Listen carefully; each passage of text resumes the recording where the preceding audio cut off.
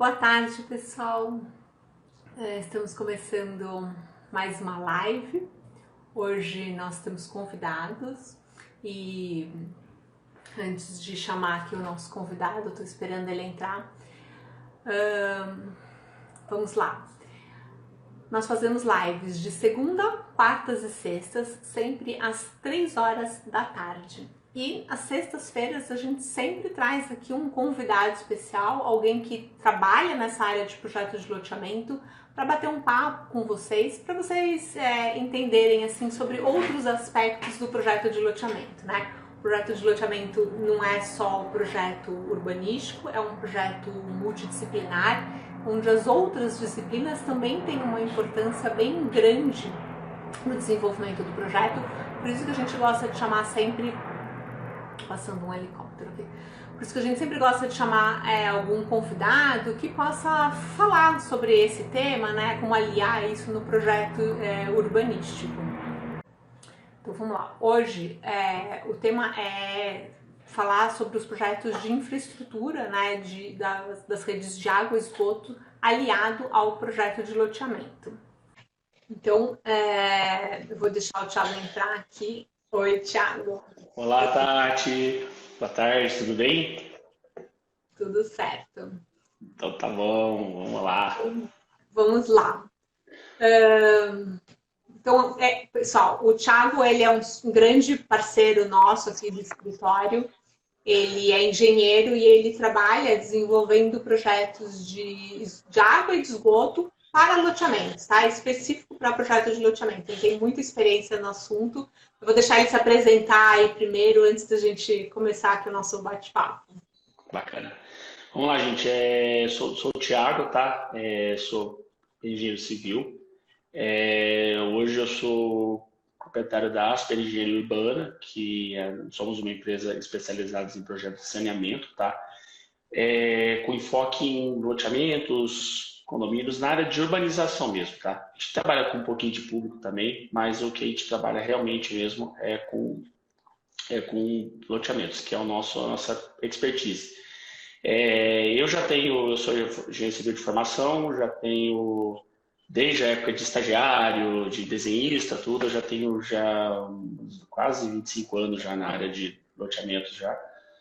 Então, assim, a gente já passou por todas as encrencas possíveis aí. Né, Tati? Boa parte delas com a Tati. Todas as mudanças de legislação, tudo que eles pedem de novo, e que você vai correndo atrás, você fala, não, aquelas coisas. Não é fácil, mas já passou por poucas e boas, né, Tati? Já faz muito tempo, já trabalhamos, temos alguma experiência de trabalho, algumas experiências juntos já faz mais de 10 anos já, né, Tati? Desde lá atrás. Muito tempo. Muito tempo atrás. E estamos aí. Estamos aí para auxiliar no que precisarem. Então, vamos lá. O nosso público aqui são de arquitetos e tem alguns engenheiros também que trabalham com essa parte de agrimensura, topográfico ou engenheiro civil, que estão entrando nessa área de projeto de loteamento. A gente tem uma aluna agora que ela é dessa área de água, esgoto e drenagem, assim, ela está querendo aprender sobre o loteamento, ela está ao contrário. Mas assim, é um pessoal que está aprendendo sobre projeto de loteamento. E é legal ter essa visão integrada das outras disciplinas, porque eu falo muito aqui que é um projeto muito multidisciplinar, né? Tem que ser construído a muitas mãos juntos, não dá para a gente trabalhar sozinho, né? Eu acho que é um pouco diferente, totalmente diferente de interiores e um pouco diferente da arquitetura, onde a gente faz o projeto e depois o pessoal de infra vai lá e faz o projeto deles. Não tem uma compatibilização, mas não tem uma interferência tão grande, né? Aqui no projeto de loteamento, os projetos, né, de terraplenagem, de água e esgoto, eles têm impacto grande. De água nem tanto, mas o de esgoto muito, né? No nosso projeto de loteamento. Então, assim, para a gente começar, o que você poderia falar, assim, de quais são os pontos mais importantes que as pessoas precisam entender ou aprender, né, dessa parte de infra, e de como isso influencia no projeto do urbanismo, né?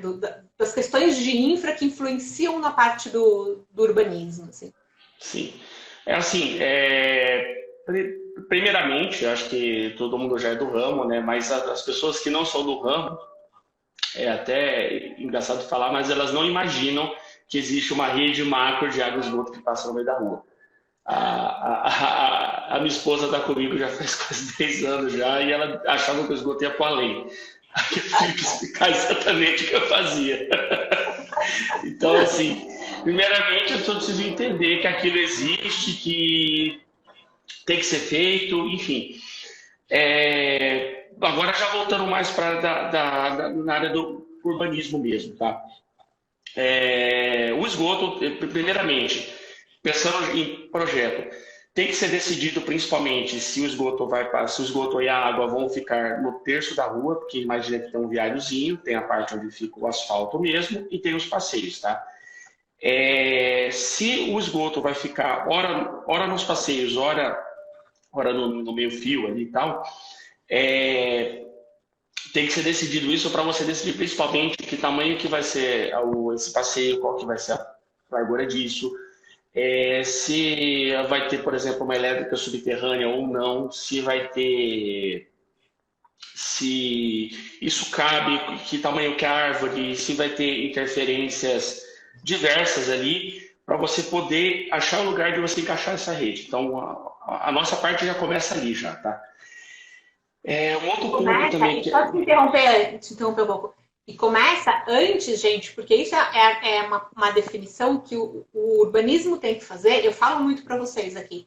Fazer uma calçada menor que 2,5 metros é inviável de atender todos os parâmetros. Não atende parâmetro de acessibilidade, de paisagismo e não atende o que a gente precisa para a parte de infraestrutura, para isso que o Thiago está falando, de decidir a posição onde vai passar as redes. Então, exatamente. Isso é uma questão inicial do projeto, porque assim, todo projeto de urbanismo vai fazer diferença. Se você desenhar uma rua, depois você falou, minha calçada é de 2, depois eu aumentei para 3, você aumentou 1 metro aqui, 1 metro ali, foi 2 metros, e para onde que foi esse negócio? Aí você diminui o tamanho do lote, enfim, muda toda a modulação da quadra. Exatamente. Então, é muito importante você pensar nisso tudo na concepção do projeto, né? Assim, não que o pessoal vai traçar a rede no começo do projeto, mas você precisa saber, né, aonde que isso vai acontecer. Exatamente. Principalmente quando, assim, uma coisa que é muito comum acontecer é o seguinte, o pessoal vai lá, eles querem fazer um condomínio de alto padrão. Legal, eu quero a fiação subterrânea, eu não quero que apareça fio, bacana. Mas que tamanho que é o seu passeio? Aí, às vezes, o pessoal está lá com um passeio de 2 metros. E é muito comum acontecer isso. Só a caixa da elétrica já ocupa 1, e aí não sobra praticamente espaço nenhum para a gente trabalhar, né? E aí a gente joga a rua pro terço, enfim. Aí mais uma decisão lá no começo que é bacana a gente participar, pelo menos dar uma consulta, tá? Uma outra coisa que é legal também a gente começar a participar, quando está sendo definido o projeto urbanístico, provavelmente a Tati já passou para vocês alguma outra oportunidade, que tem principalmente a parte de PO, que é o estudo de massas, e aí ela vai para o PUP, que seria o plano urbanístico preliminar. Nessa fase, o que é bacana a gente entrar? Principalmente por 2 coisas. Primeiramente, posição das estruturas de abastecimento, tanto de reservatório, de elevatória. Não sei se até valeria a pena aqui, Tati, a gente dar uma breve explicação do que é um reservatório, o que é uma elevatória. Pode, acho que é bom. Acho que é bacana, né? Pensando assim, já focando em água principalmente. Água, normalmente a água vem de algum lugar, você vai vir de uma rede pública, você vai vir de um poço, tem N possibilidades. Boa parte dos empreendimentos, às vezes você tem que colocar um reservatório. Por que o reservatório? Às vezes o município não suporta as variações de pressão, as variações de consumo principalmente. Talvez o município tenha problema com falta de água. Então, um reservatório, digamos que você dá uma segurança hidráulica para o seu empreendimento, tá? Você colocou esse reservatório. O reservatório, onde o pessoal erra bastante, às vezes a gente, coloca o reservatório na parte mais alta. Eu deixei uma área aqui um pouquinho do lado. Aí você vai olhar, tem 10 metros de desnível. Então, o que acontece? Só que o lugar que você colocou e o ponto mais alto, tem lotes que tem que ser abastecidos. Então, o que vai acontecer? O reservatório vai aumentar. A hora que você vai ver, o reservatório de 20 metros passou para 30, 35. Aí fica aquela coisa gigantesca, né? Que às vezes nem é tão interessante, às vezes tem que trabalhar com bombas e isso não é tão legal, tá? Então, Acaba encarecendo sem necessidade. Exatamente. Acaba encarecendo sem a necessidade, né? Que se você chegasse ali exatamente no ponto mais alto, resolvia todo o problema. Né? Sim, exatamente. Aí você já pensa em água. Água, principalmente, o que você tem que pensar mais de espaço é o reservatório mesmo. Você, assim, sempre que você, independente como vai ser o abastecimento, se vai ser público para adutora, se vai ser posto, se vai ser um reservatório do município, independente. Sempre deixa um espacinho lá, já pensa seu projeto para deixar um espacinho ali pequenininho para você colocar o reservatório, tá? Agora, já pensando em esgoto, o que acontece? A partir do momento que você vai fazendo uma análise na topografia, a Tati deve ter passado bastante isso aí, que você vai acompanhando as curvas, tal, enfim, você tem locais que você tem pontos baixos. Muitas vezes, nesse ponto baixo, principalmente, nem tanto já entra na minha parte, entra um pouco na parte de drenagem, que a água de chuva já é bastante volume de água, é um pouco mais complicado. Quando a água chega naquele ponto baixo, ela tem que descer para algum lugar, tanto água de chuvas, quanto esgoto. Tá?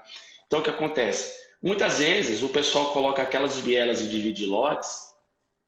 Às vezes, o pessoal pensa mais na parte que eu acho muito bacana, particularmente, de você chegar numa rua e você ter uma viela com árvores, de ter uma coisa mais bonita, né, Tati? Algo mais bacana. Só que aí o teu ponto baixo está para cá.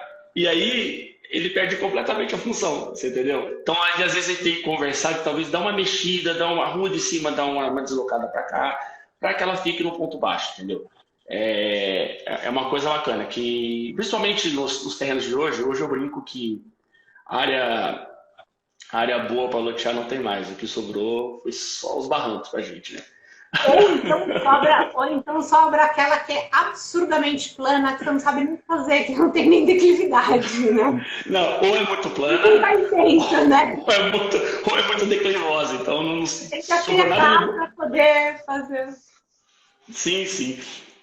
Então, assim... É por isso que eu falo, gente, que o projeto ele tem que ser multidisciplinar. Porque, assim, não adianta a gente vai fazer um primeiro estudo, a gente aprende com o tempo, né? Vocês vão aprender também a ter uma visão, um pouco de ponto alto, ponto baixo, tal. Mas a gente tem uma noção bem geral. Na hora que chega, né, o engenheiro que vai fazer a terraplanagem, e aí entra a drenagem, água e esgoto, a gente consegue enxergar isso melhor. E a gente tem que fazer esses ajustes, né? E é por isso que é importante ter essa boa interação, né, com a equipe, com a equipe que você trabalha, porque você precisa fazer o ajuste. Então, tanto você vai ver o quanto você consegue chegar com aquela rua mais para lá, ou o quanto eles conseguem, às vezes, dar um ajustezinho. Porque às vezes você fala assim, eu posso ir um pouco mais para cá, mas eu tenho meu problema de comprimento de quadro. Porque às vezes a gente põe viela por causa do comprimento de quadro. Aí tem que dar exatamente no comprimento de quadro. Você podia chegar uns 5 metros para cá e eu chego 5 metros e a gente, né, consegue... Assim, é importante ter essa interação. Eventualmente eles vão falar, não, putz, aqui não tem mesmo, é esse ponto. Aí você, bom, não tem jeito, vou fazer, eu vou mexer no meu projeto. Às vezes é possível, né, fazer essas negociações.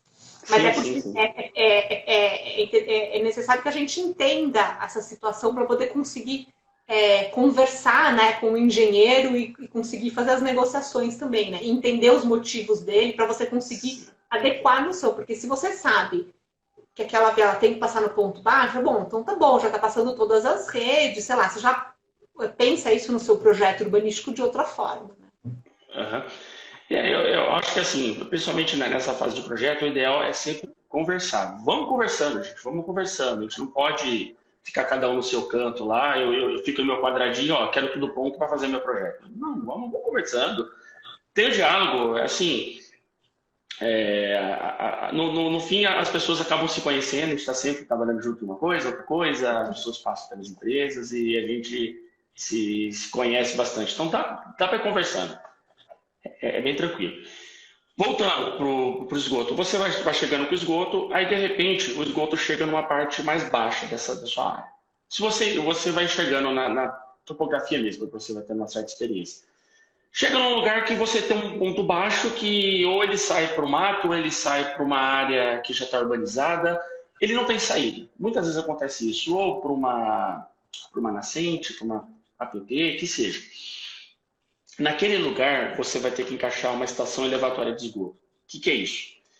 Isso aí, na verdade, é uma estrutura que você monta com um poço, com bombas, tá? Com uma central de automação e tal.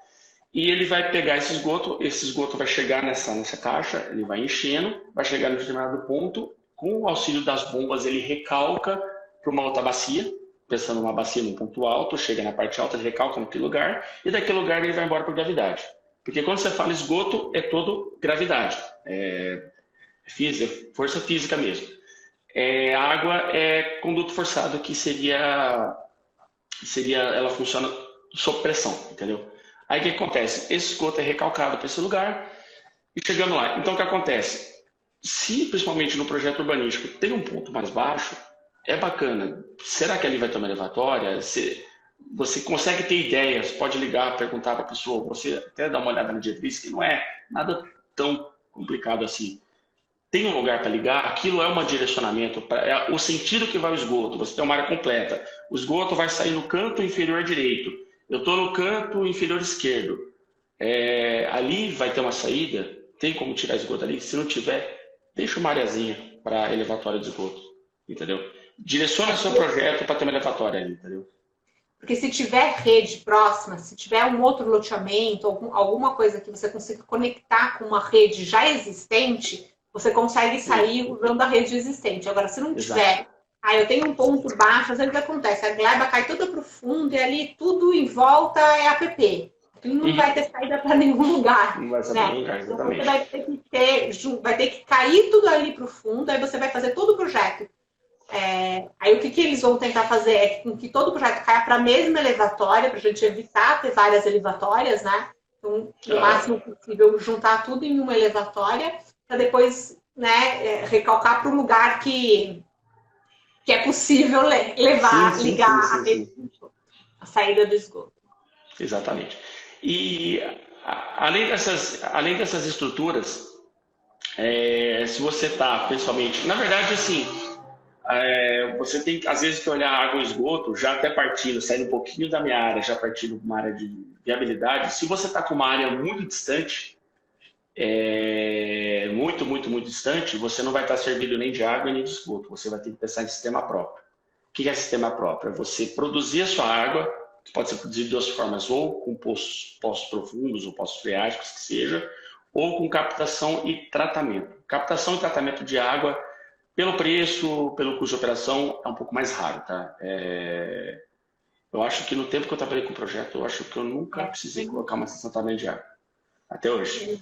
Para o loteamento. E já tem bastante projeto aí, né, tá? Então, nunca passamos por isso. Água, não lembro, não. Não é muito difícil.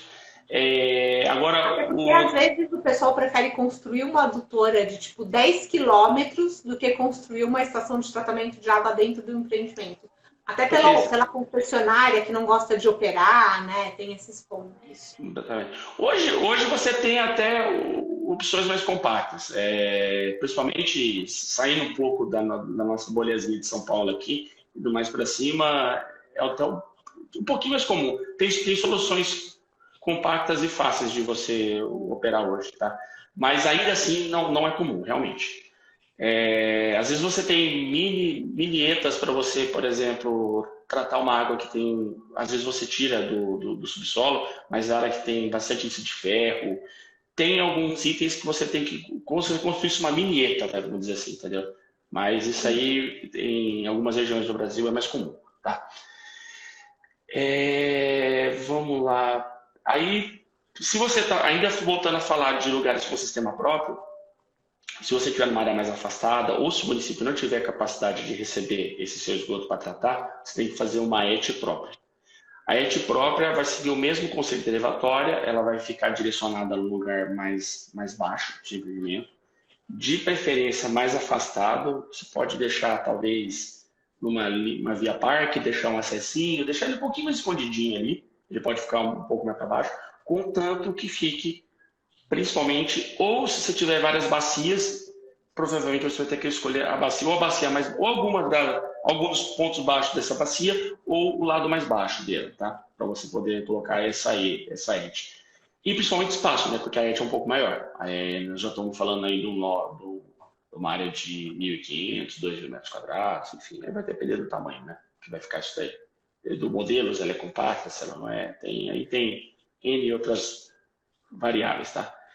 E a ela cheira assim um pouco? Ela faz barulho dos equipamentos? A gente geralmente deixa um pouco afastado, né? Sim. Eu falo que ele é o vizinho ruim, né? Aquele vizinho que ele tá lá e ele vai te incomodar de vez em quando. Uma ET, uma elevatória bem dimensionados, ela não tem cheiro. Ela não é nem para ter cheiro, nem para ter ruído, nem nada. Mas a gente brinca que fábrica de biscoito tem cheiro de biscoito. Fábrica de cocô tem cheiro de cocô. Então, é uma analogia boa para isso. Mas, assim, agora falando mais sério, se ela é bem dimensionada, não é para ter problema com isso, tá? Às vezes, no começo da operação, que você não tem tanto volume, que forma esses gases que dá esse mau cheiro e tal, aí talvez ela vai te dar um pouquinho de problema. Mas numa operação normal, que é um empreendimento mais ocupado e tal, rodando assim, vamos dizer, não é para ter problema com isso não, tá? Ou seja, ela não precisa ficar super afastada do seu projeto, mas você também não é legal colar um lote de ET do lado de um lote residencial. Deixa ali um sistema de lazer, né? Exatamente. Põe do outro lado da rua, né? Dá uma escondidinha. Às vezes eu brinco, às vezes você está chegando num loteamento, assim, você chega numa portaria, tem uma elevatória do lado, poxa vida, né? Põe ela assim de cara, assim, dá uma escondida. Dá uma disfarçada. É que, assim, a gente gosta muito da área de saneamento, mas a gente tem consciência que a gente vamos dizer, é um mal necessário. Nós somos necessários, mas a gente tem que, quanto mais escondido a gente ficar, melhor. A grande verdade é essa, né? E, Tati, também um outro ponto que tem dado bastante problema, até eu tô essa semana tá bem pesado em relação a isso, mas uns 2 meses para cá eu tô sofrendo bastante com isso, com soleira negativa. Você conhece esse conceito? A soleira, o lote, quando está caindo para o fundo. A gente tem passado um aperto grande com isso aí, porque é algo que lá atrás eu não sei exatamente porquê, ninguém pensava muito bem nisso. Acho que as pessoas simplesmente ignoravam que isso existia. Mas se você pensar bem, você faz o seu urbanístico a favor da curva. Então o que acontece? Suas ruas vão ficar planas, só que um desnível de um lote para o outro é grande. 1 metro, 2 metros, às vezes 5 metros, vai depender principalmente da topografia do terreno. E o que acontece? A gente tem que dar um jeito nisso. A gente não pode simplesmente esquecer que isso existe. Então, o que acontece? Você tem várias formas de trabalhar com isso. Ou você pode fazer uma servidão que passe de um lote para o outro, né, que você pode passar pela lateral de lote usando o recuo dele. Você pode fazer uma faixa não edificante no fundo desses lotes. Você pode, talvez, mexer na terraplenagem, dar uma aumentada nessa quadra para poder escoar esse esgoto para frente. A gente não pode ignorar que ele existe. A grande verdade é essa. É uma coisa que muitas vezes a gente sofre um pouco. Não nas quadras centrais, mas em quadras mais afastadas, que às vezes tem aquele cantinho que o urbanista fala, acho que eu vou ganhar aquele slot lá, eu perdi no lugar tal. Eu preciso ganhar os lotinhos aí. Só dar uma exemplificada, assim. O que o Thiago está querendo falar assim com isso? Por exemplo, a gente tem lá uma rua e a outra rua. Né? Geralmente as ruas estão com um desnível. Quando o desnível entre essas ruas não é muito grande, o que você pode tentar fazer no lote, em vez de fazer o lote caindo totalmente, é criar tipo um bico assim, né, entre os lotes, tipo aqui é o fundo do lote, para esse daqui cair para um lado e esse lote daqui, aqui esse aqui já estaria caindo, né, mas esse lote que estaria em declive, dá uma leve invertidinha para ele sair pela frente, tá? Exatamente. Isso dá para fazer quando a declividade entra, o desnível entre as ruas, ele não é demasiadamente grande. Às vezes tem um desnível aqui que às vezes a quadra tem 30% de desnível entre um pedaço e o outro, né? A gente chega no limite. Tem terreno que é péssimo e você chega no limite. Aí, num terreno que tem 30% de declividade, você obviamente não vai conseguir fazer isso, né? Então, vai ter que passar, obviamente, esse daqui que está montante, ele vai ter que passar com a faixa não edificante para chegar com a rede de esgoto na parte de baixo, né? E aí a gente passa essa faixa não edificante naquele recuo lateral que toda casa tem, né, de 1,5 metro, então aquilo vira também uma faixa não edificante para passar. Mas aí você vai ter o vizinho aqui de cima vai ter a rede de esgoto dele passando no recuo lateral da outra pessoa. Exatamente. Não é nada tão grave assim. Quando você fala, principalmente quando você fala viela, o pessoal tem uma imagem muito negativa da viela. Aquela viela, que é aquela área intramuros, que beco assim, aquele lugar inóspito mesmo, muito, hoje é muito difícil isso acontecer, né, Tati? A gente não tem feito muito pouco isso aí. Hoje, normalmente, você faz uma servidão que a própria pessoa do lote usa, ela pode usar para uma... Já vi o pessoal colocar horta em cima, um monte de coisa. Tem N formas de você resolver um lote em declive para resolver o esgoto dele. Isso eu estou falando só o esgoto, que também nós temos a drenagem, né? Drenagem ainda tem o código das águas, que você consegue descer de um lote para o outro. Juridicamente falando, é mais viável. O esgoto é mais complicado. O esgoto são vários embates entre vizinhos aí. Isso dá muita briga. É bem isso, assim, só reforçar esse ponto, é bem isso, assim, às vezes a gente não tem saída, né, dependendo da declividade do terreno, isso vai acontecer de qualquer forma. Mas, assim, um ponto que a gente tenta evitar na medida do possível, porque tem essa questão de embate entre vizinhos, né? O vizinho de cima, ele tá com a rede de esgoto dele passando pelo vizinho de baixo. Se acontecer algum problema naquela rede de esgoto quebrar, o vizinho de cima vai ter que pagar o conserto, mas a bagunça anda na casa do vizinho de baixo.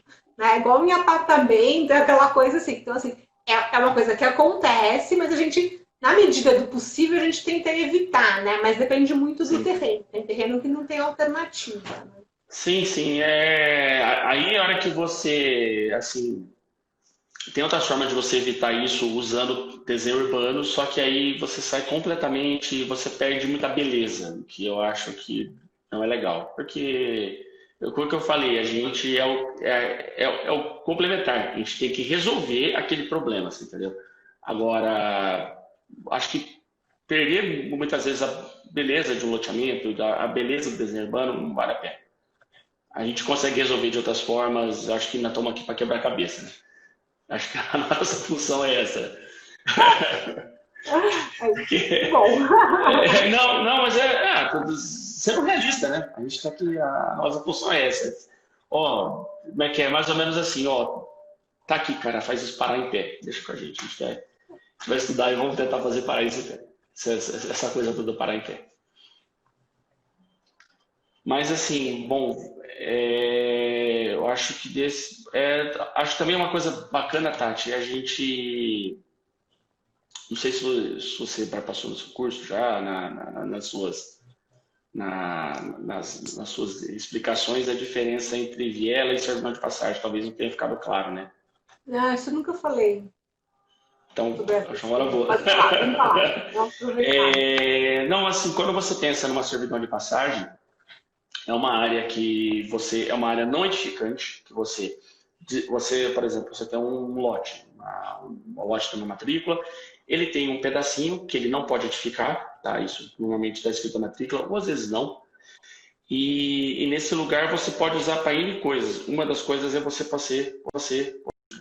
Quando a gente fala de viela mesmo, além dela entrar no sistema viário, que ela como se fosse um viário, um via de pedestres, uma rua, que seja, além dela entrar no viário, ela não tem edificação. Então, o que acontece? Você tem a casa, você tem muro, viela, muro, outra casa. Então, é um ambiente só para manutenção. Você fica, teoricamente, a gente fica com a manutenção escondida, só que é uma área que você não pode usar. O proprietário, apesar dele não pagar por isso, ele também não pode usar. É ilegal de usar. Isso vira público, seja do condomínio ou do loteamento, da prefeitura, isso vira uma área pública. Exatamente. Então, imobiliário. Sim, sim. Aí, como ele não pode usar essa área, principalmente, depende bastante do padrão de empreendimento, mas muitas vezes pode ter problema com marginalidade, pode ter, enfim, invasões irregulares, aí vai longe. É assim, então, o Viela, às vezes, tem situações que ela cabe, muitas situações que ela cabe muito bem. Mas, assim, pensando principalmente em meio de quadra, é uma coisa que é sempre bom te evitar. O que acontece com as vielas, assim, tem várias prefeituras que às vezes não permitem isso, justamente por isso. Principalmente se for um loteamento aberto, você vai ter essa vielinha ali, que para a parte de infra, 3, 4 metros é suficiente para passar as redes. E aí fica aquilo muito estreito, né? Muro de um lado, muro de outro, aquele pedacinho ali de 3 metros, ele é estreito, ele cria um beco, né? Ele pode dar margem ali. Então, tem prefeitura que, quando o loteamento é aberto, ela não aceita esse tipo de solução. Ou, assim, tá bom, você quer fazer essa viela para passar a rede, ok, mas essa viela tem que ter, tipo, 8 metros de largura, porque ela vai ter que ser uma coisa grande, ampla, vai ter que dar para passar iluminação, porque eu tenho que iluminar isso daqui, fazer um caminho de pedestres, e isso tem que ser usado, né, para não criar esse ambiente meio beco aí, que seja meio complicado, enfim, na cidade. E quando é um loteamento fechado, isso não costuma ter problema, tá? A prefeitura permite, porque o loteamento é fechado, ele já vai ter ali, enfim, o próprio condomínio vai tomar conta dessa área, né? Não quer dizer que não possam existir problemas, mas aí o problema não vai ser da prefeitura, vai ser do condomínio, né? O condomínio vai acabar tomando conta dessa área, não vai permitir que ninguém invada o terreno, né? Enfim. Sim. Assim, quando a gente fala ainda em viela, você falou de uma viela um pouco mais larga, até você pode me ajudar nisso, que é uma coisa que eu já não entendo tanto. Quando você fala, principalmente no conceito de novo urbanismo, você tem os 2 lotes e tem uma porção de, como se fosse uma área técnica no meio, que onde o pessoal coloca as garagens dos carros, você coloca infraestrutura de elétrica, infraestrutura de esgoto, ficaria tudo naquele meio, né? Aí seria como se fosse uma viela, mas feita de uma outra forma, né? Feita de uma forma mais larga. Algo assim, né? Eu acho. Basicamente é isso. Legal, Tati. Acho que esse assunto, vamos ver, porque eu tentei deixar umas coisas anotadas aqui. Então, assim, esse assunto do esgoto, e junto com o que a gente estava falando no começo da questão da compatibilização, é isso que é importante, né? Então, assim, fez o projeto, a gente fez o estudo. Às vezes a gente não consegue enxergar, né, quem está lá fazendo projeto de urbanismo, não consegue enxergar todos os pontos baixos, os pontos onde, né, vão ser necessários. Aí surgiu ali no projeto de esgoto, apareceu uma viela. Será que a gente consegue remanejar uma rua para esse pedaço? Ou será que não é possível? Né, a gente tem que pensar nessas questões e também no que a prefeitura aceita ou não, tá? Hoje é bem comum a prefeitura não aceitar essas vielas estreitas, né? Como a gente estava falando, de aceitar a viela, mas tem que ser uma coisa maior, porque aí tem que passar iluminação, tem que ter uma outra ocupação. Então, é importante fazer essa análise assim, entre os projetos, né, de infra e urbanismo, junto com a legislação, para ver o que é possível entender e encaixar, né, no projeto.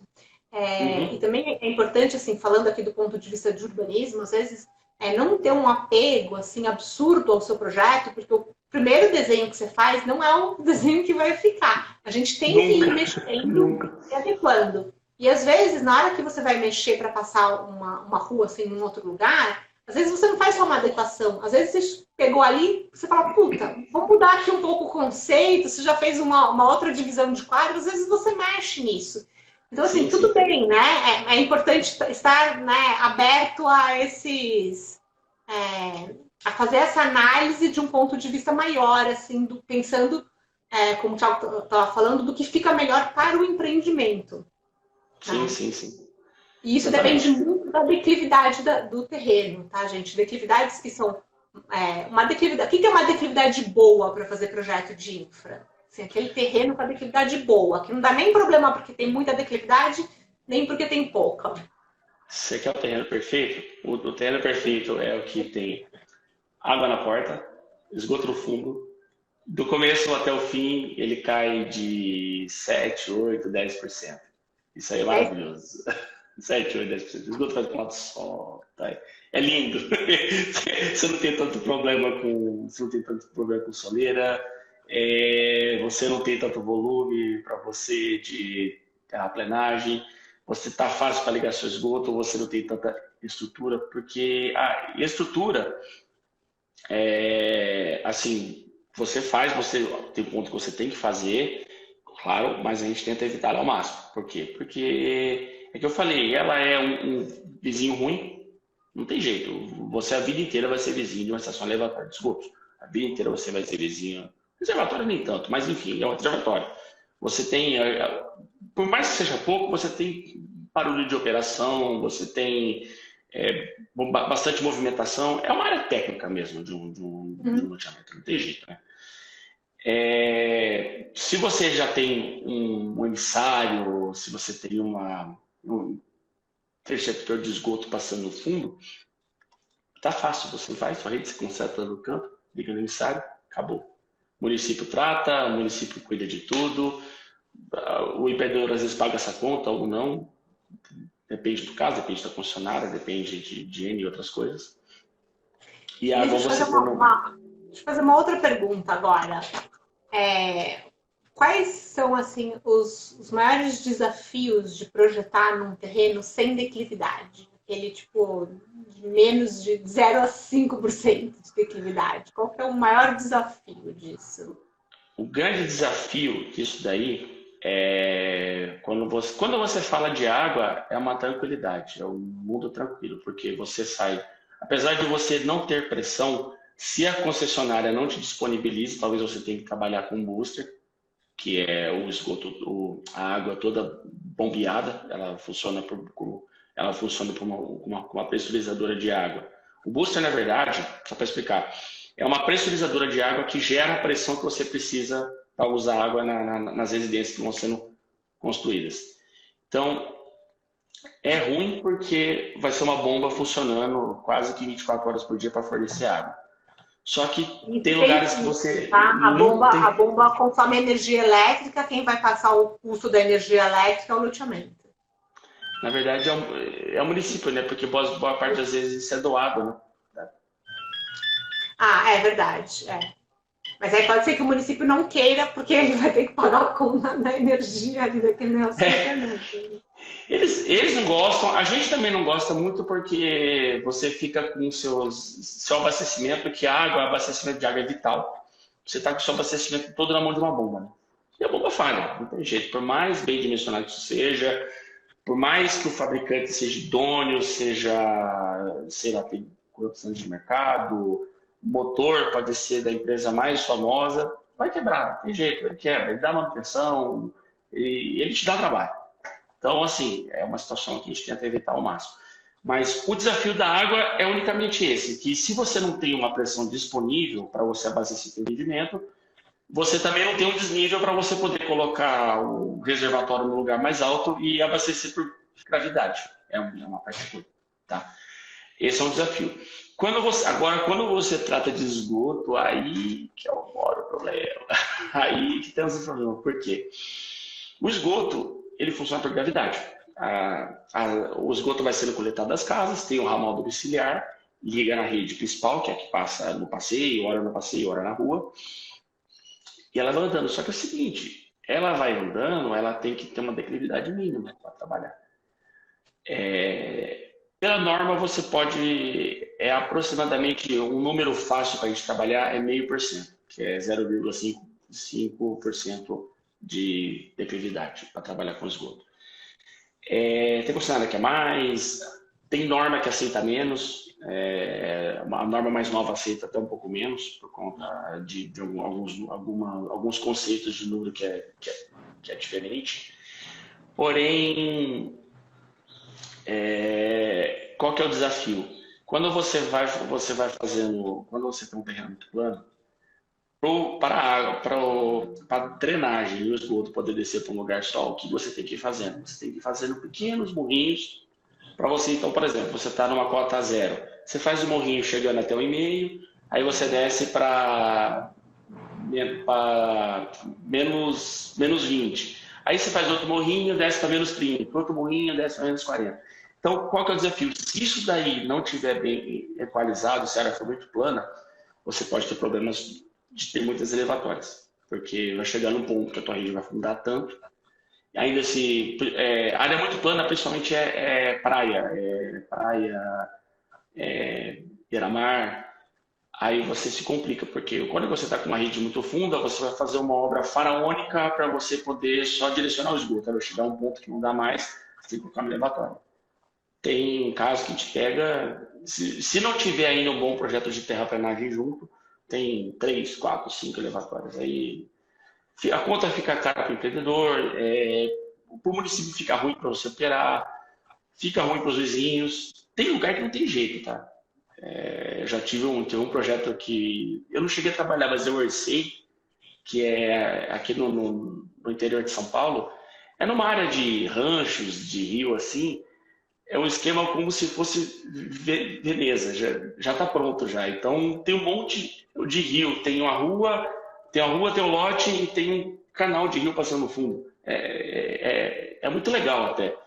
E aí o pessoal trabalhava com fósseis, eles queriam fazer o esgoto. Só que você olha lá, se você não encher de elevatória, não tem como fazer aquilo. Porque é um monte de canal. Como é que você atravessa a gravidade? Porque daí você tem a calha desse canal. Como é que você atravessa no meio dela? Aí, sei lá, o calado do barco já pega, já estoura a tua rede, a hélice, enfim, entre outras coisas aí. Aí complica muito a nossa vida. Esse foi até um caso muito atípico que passou na nossa mão já. Porque o que acontece com essa rede com a rede de esgoto, né? Que ele falou, a rede de esgoto ela até 0,5% é relativamente baixa. Mas você começa num ponto e ela vai descendo constantemente, né? E aí vai chegar ali num ponto no final do empreendimento, sei lá, dependendo do tamanho do empreendimento, sei lá, você começou aqui no 0, né? Não começa no 0, ele vai começar, sei lá, no -1. Aí vai chegar um ponto aqui que, sei lá, de repente ela está lá no -10, -20. Você não pode ter um PV que está a -20, né? Uma coisa inviável de manutenção, de obra. Sim. Nem sei qual que é o tamanho máximo de ter profundidade disso. E quando você tem um terreno que ele tem uma declividade boa, o fato é você vai mantendo a declividade, mas o teu poço ele nunca vai estar tão abaixo do limite da rua, né? Ele vai estar em outra cota, mas assim, ele vai estar aqui. A declividade é grande, ele vai estar aqui a -1, aqui ele também vai estar a -1, porque aqui deu a declividade, deu mais do que precisava, mas ele está sempre próximo à superfície. Quando o terreno é muito plano, a rede de esgoto ela não vai seguir assim em paralelo, ela vai descendo mais do que o terreno. Exatamente. E aí chega um ponto, né? Quantos metros é esse ponto assim que fica inviável você ter esse PV? Quanto de profundidade que... Tati, depende muito da concessionária. Até 3 metros de profundidade, ninguém reclama muito. De 3 para frente, você já liga o alerta. De 4 para frente, você já tenta evitar.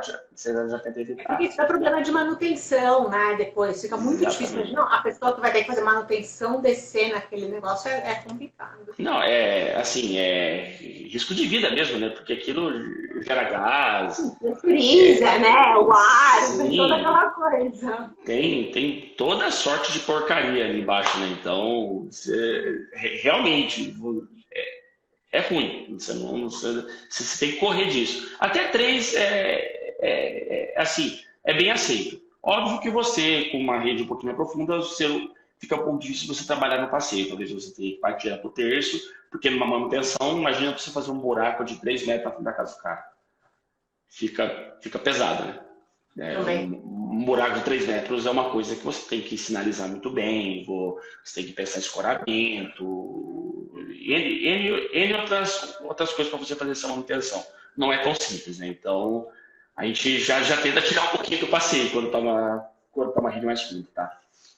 E uma alternativa, na verdade, que tem que ser bem pensada quando o terreno ele é muito plano, é justamente pensar em aterrar um pouco, né? Entrar com essa parte da terraplenagem, né? Para fazer um aterro, se for possível, né? Tirar terra de algum lugar, fazer um empréstimo de algum lugar, para dar uma melhorada nessa situação ali do projeto. Aí você pensa, assim, às vezes o terreno é perfeito, né? Você não ia nem precisar mexer na terraplenagem, era só uma questão de abrir a rua, mas você precisa jogar um pouco de terra para dar uma acertada no terreno, inverter para o lugar certo, né? Às vezes também o terreno está caindo para o fundo, você dá uma invertidinha para frente, para você ajustar ali para facilitar a questão do projeto. Né? Exatamente.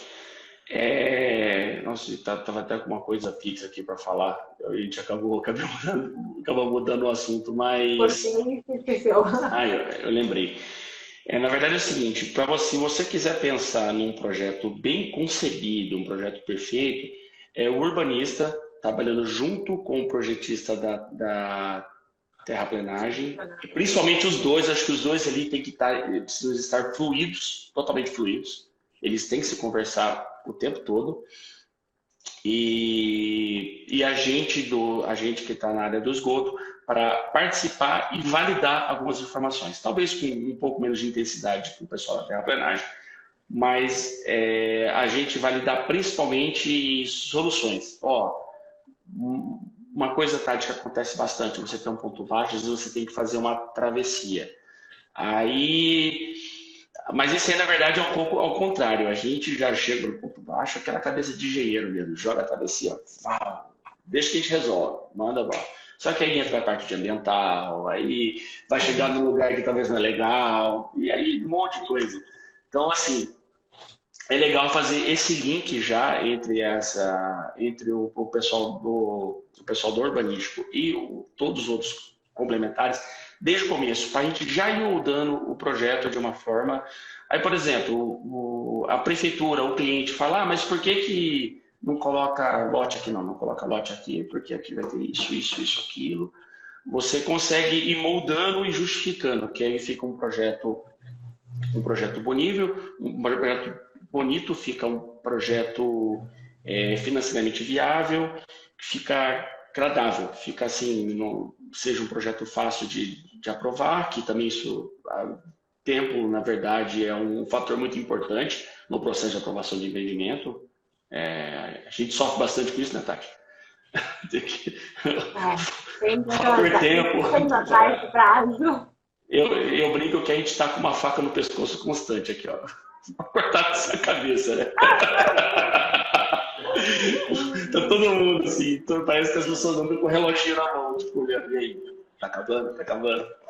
Mas enfim, basicamente é isso. Eu acho que a grande mensagem a gente tem que trabalhar todo mundo fluido mesmo e formar para ter um projeto bem resolvido. Eu acho que quando o projeto está mal resolvido, você vai empurrando essa barriga para frente, ele vai estourar uma hora. Se não estourar em nenhuma parte da aprovação de aprovação de urbanística, aprovação de complementares, aprovação de Proab, no caso de São Paulo, registro, lançamento, passou tudo tranquilo. Na hora da obra, vai ter problema.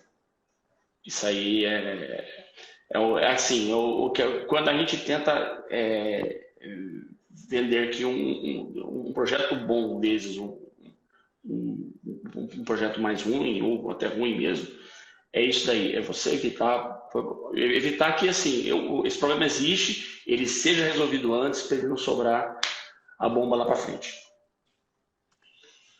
Isso aí, a gente falou super, nem sei se vai dar tempo. Ninguém fez pergunta aí, não sei se alguém quer fazer, mas daqui a pouco a live cai. Se alguém quiser fazer pergunta, faça agora, porque daqui a pouco vai acabar. Eu quase não falo, né, Tati? Ótimo, bate-papo. Eu já pensei em outras coisas, a gente pode marcar uma outra live para falar de outros assuntos. Porque eu pensei até depois um dia de falar dessa questão das concessionárias, de como eles aceitam, né? Enfim, eles têm todas as regras próprias, enfim. Mas, Thiago, super obrigada pela presença, foi ótimo, acho que o pessoal aprendeu bastante, conceitos muito importantes para entender infra. Obrigada pela presença, pela disposição aqui de dividir seu conhecimento. E, gente, se alguém ficar com dúvida, eu vou encerrar, porque daqui a pouco vai cair a live. Se alguém ficar com dúvida, manda pra gente por direct. Eu vou deixar aqui também o Instagram do Thiago, né, da Asper Engenharia. Entre em contato com a gente, que depois a gente vai respondendo, tá bom? E fala. Não, só queria agradecer a oportunidade de participar da live, dizer que eu estou à disposição. Qualquer dúvida que vocês tiverem, pode encaminhar para a Tati caminha para mim, a gente vai conversando. E eu acho que esse assunto é extenso, podemos continuar várias vezes. E fica à sua disposição, Tati, para continuar. Obrigada. Para fazer uma live. Gente, curte aqui nossa página no Instagram, no YouTube. Se vocês curtirem, ativarem as notificações, vocês vão ser avisados sempre que tiver live de quando a gente subir um vídeo novo no canal. Então, é isso. Bom final de semana. Até a próxima. Você também. Obrigado, Tati. Valeu, gente. Obrigado. Tchau, tchau. Tchau, até mais.